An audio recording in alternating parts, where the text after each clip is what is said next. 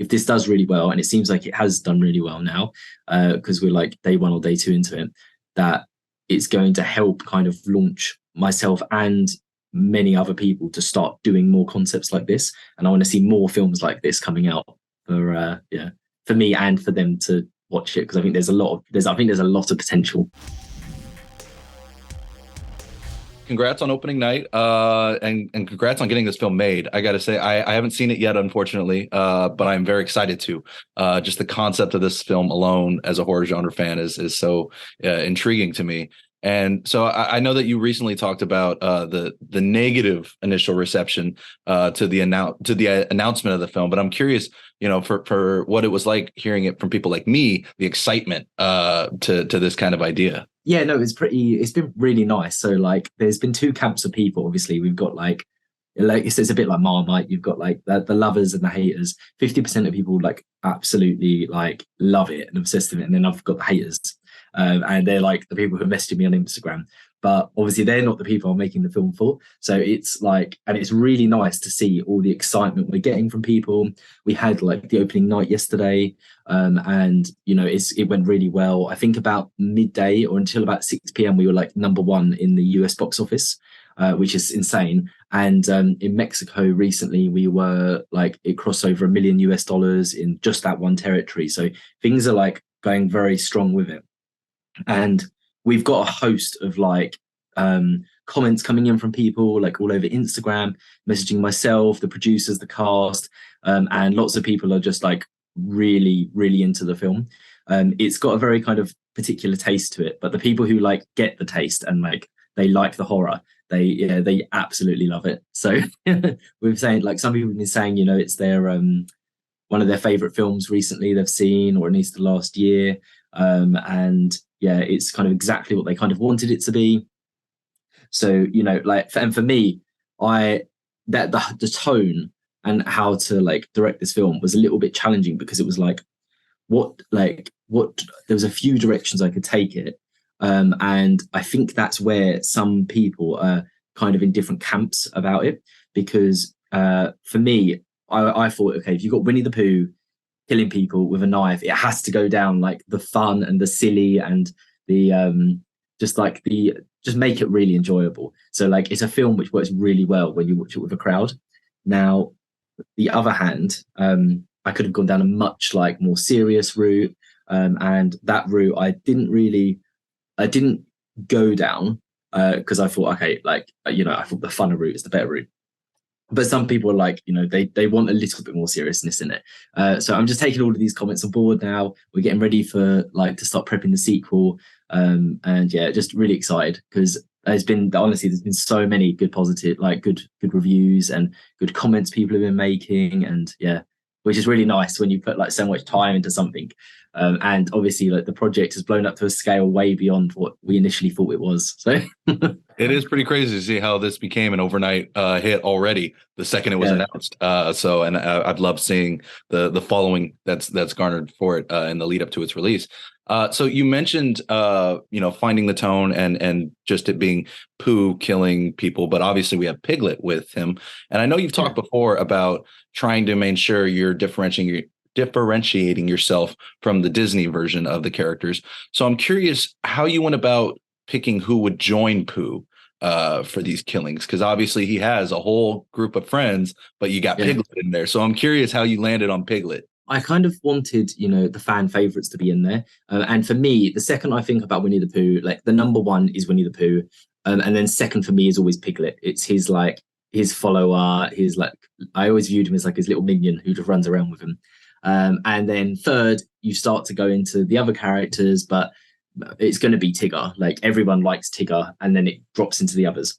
So for me, because I knew I had to be quite limiting, one for budgetary reasons, because I didn't want to have, and also from just the film perspective, like jumping in it, I didn't want like loads of villains going around as like a pack of 3 or 4. I thought it'd be nicer to introduce them as 2 and just focus on those 2 and then start to broaden and expand out after. So yeah, Piglet and Pooh have a really like interesting dynamic, which is why I picked him. Pooh is the, I kind of view him as like the alpha of the two. He's like the commander. He's the one who's like directing them where to go. And Piglet is more of like the grunt, the henchman. He's like doing Pooh's biddings. So he's just following his leader basically. And they also have like they're going to probably have two of the more horrifying looks. And also you've got the height dynamic as well. So like with Pooh, he's, I wanted him to be one of the biggest of the two of the group. Then Piglet, I wanted him to be quite small, which is why I got quite a tall actor to play Winnie the Pooh, because I wanted him to be a bit more imposing, like tower over people, and give a bit more of a horrifying sense. And then with Piglet, I wanted him to be a bit shorter and stockier. I didn't go down the skinny route with Piglet because I thought, it might take away from him being intimidating if he's got a smaller frame. So I thought, okay, I'll make him a bit broader and a bit more like what I instinctively imagine as a boar. Like when I think of like a warthog, like Pumbaa or something like that out of like Lion King, they're a bit more stocky. So I thought, okay, that's the kind of route I want to go down with him.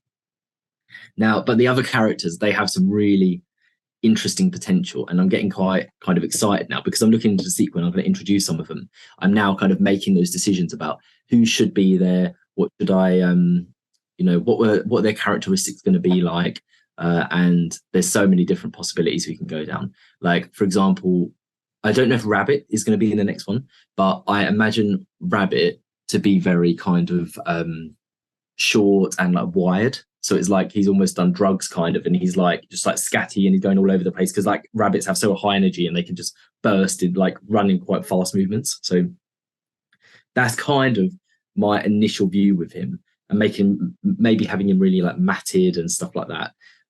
But yeah, that's basically what it was for Pooh and Piglet. They were just the two characters which were the most popular and currently available to use, because Tigger, even though he potentially is kind of in line with Piglet in popularity, he's not in the public domain at the moment. So he's still the copyright of Disney. So I'm not allowed to introduce him into the story. Well, hopefully you're able to introduce him soon, because it sounds like a great idea for everybody else who wasn't in this one.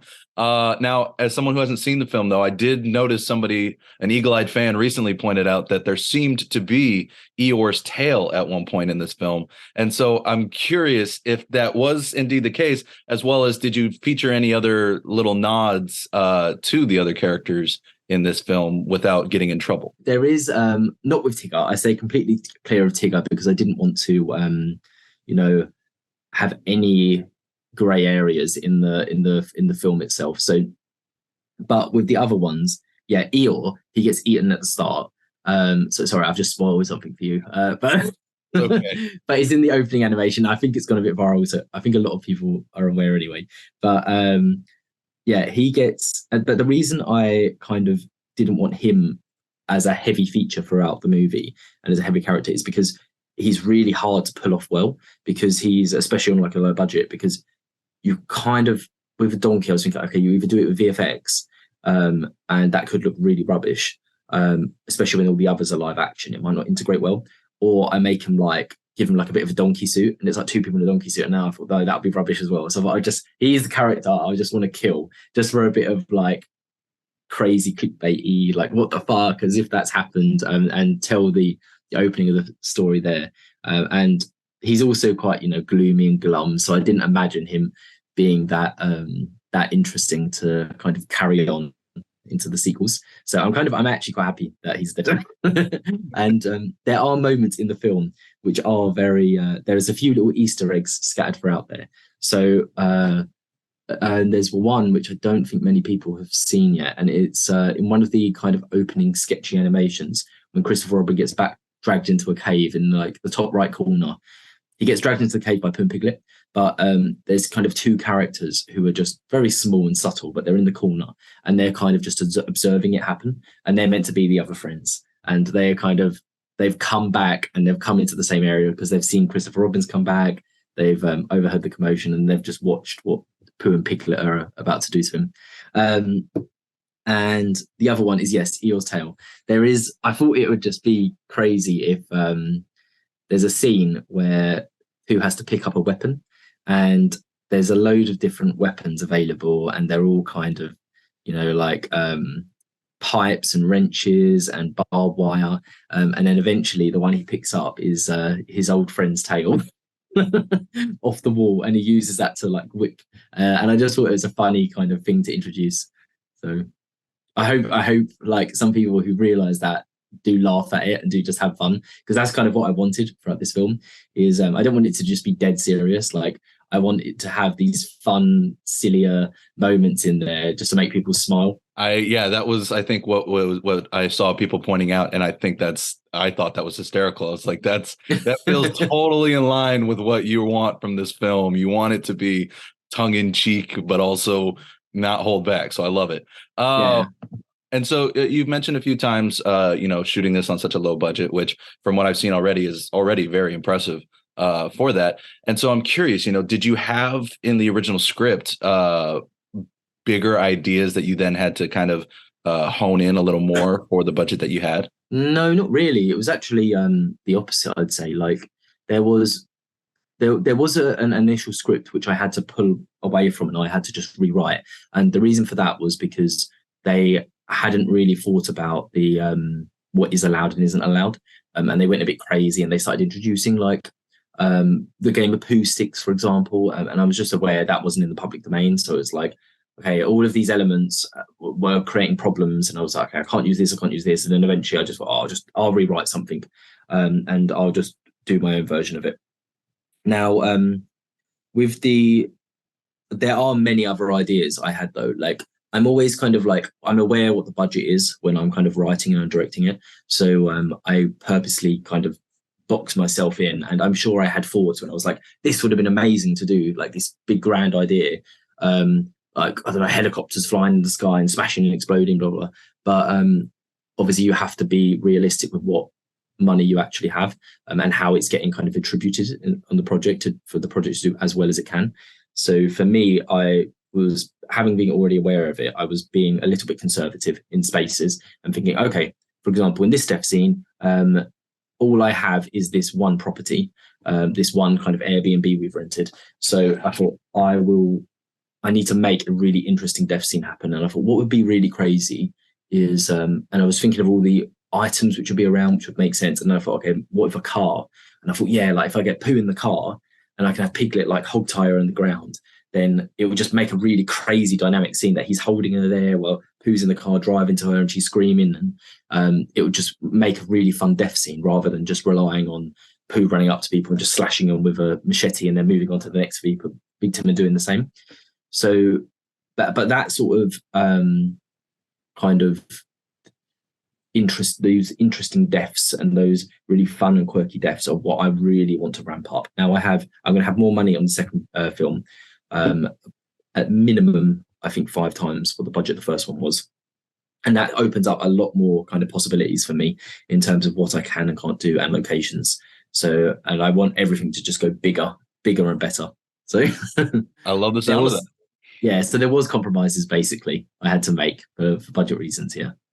What would you say then was one of the most challenging things even though you are, like you say, you planned for the smaller budget, what would you say was one of the most challenging things to still have to pull off with this smaller budget? I'd say it's really hard to try and like really stick to basically just directing the film. Like, I know that sounds weird, but on the lower budget ones, you have to juggle so many hats. And on this, I mean, you can probably tell, like in the credits, if you see, like, I was the writer, I was like the producer of it as well. So I was like booking all the locations, I was doing like everything beforehand. Up until day one of filming, I had to organize the whole production, including scheduling and accommodation plans, travel, insurance, hiring vans, equipment, like getting all the crew and the cast, and all of these elements. They kind of, you create a bit of a storm in your head because you've got so many different things going on. I've not only have I got, like the vision of the film, which I'm trying to like focus on and think, okay, what's going to make these scenes really good? I've also got the producing side as well, where it's like, okay, all the logistical issues and all the problems which happen on set, and problems do happen on set, they have to like be running through my head. So for example, a generator would break. This actually happened on Pooh. A generator broke the day before, and the morning of, where I'm like waking up in a panic trying to like figure out where to get like another generator because all the shops were shut. And it's like, I don't have a generator, I don't have power, and then I can't shoot the scene. So it all kind of gets a bit of a storm in your head. And what else was I doing on set? I'm just trying to think. I was VFX supervising, so I was getting all of the necessary elements for that. I was the drone operator, so I was in the drone as well. Did I act in anything? I think I probably helped with SFX at some point there too, just kind of like getting muddled in with absolutely everything. And it's kind of what you have to do on these low budgets. But yeah, that's very challenging to do, because you need to be able to jump into a completely different mindset and then come back and then just try and stick with the vision of the film. So, but yeah, it's worked out though. That's impressive. So kudos to you on that. Yeah. And on the second one, I'm just going to direct. I've already said that. I'm not going to do the others. I will like do some bits to figure out the locations and stuff I want, but then I'm just going to be directing on the day. So there you go. Create a little less stress for yourself. Yeah. Before I let you go for my final question, I feel like much like with The Den and Timur Bekmambetov's Unfriended before this, you have sort of helped launch a new subgenre of horror with this, as we saw The Mean One came out last month or in December as well, that sort of twisted the childhood into horror. And I'm curious what that's like to sort of be helping launch this almost with Winnie the Pooh, as well as with your other the Peter Pan and Bambi that you have coming up as well. What is that like for you to be doing that? Yeah, it's really exciting. So yeah, it kind of exploded in like May last year, and then after that exploded, I started seeing some other projects are moving as well. Like so, then yeah, like The Mean One got announced, and then that came out, and then and I've recently seen Five Nights at Freddy's has gone into production as well, and I kind of view that in a similar-ish kind of space. And for me, it's really exciting because I'm a big horror fan, and I love the genre. I basically exclusively watch it, and I get very kind of bored when I'm seeing a lot of the same thing over and over and over. So in terms of franchises, in terms of kind of the type of villains, so if it's like zombies or werewolves or ghosts, so it's like I'm seeing a lot of it, and it got to a point where it's just feeling a little bit dry. And for me, that's kind of another reason why I'm kind of getting drawn towards these crazier, weirder ideas, because I just want to make new, like something a bit interesting and a bit different. And I'm really hopeful that, yeah, this is going to start to expand out. Like I want to make a kind of whole retelling universe, and it's going to have, yeah, loads of characters in there, like Bambi. I really want to do like some other crazy ideas like Teletubbies and Teenage Mutant Ninja Turtles. I think they'd be so fun to do. Now they obviously have an IP and they obviously have they're still in copyright, so it may be a bit of a struggle to do those two concepts.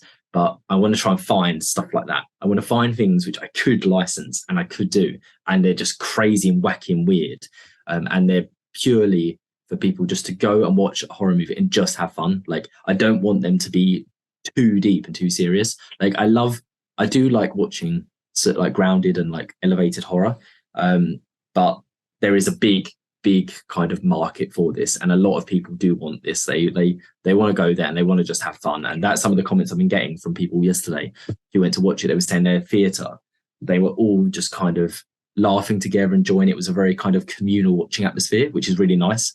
So, because that's kind of what I wanted it to be.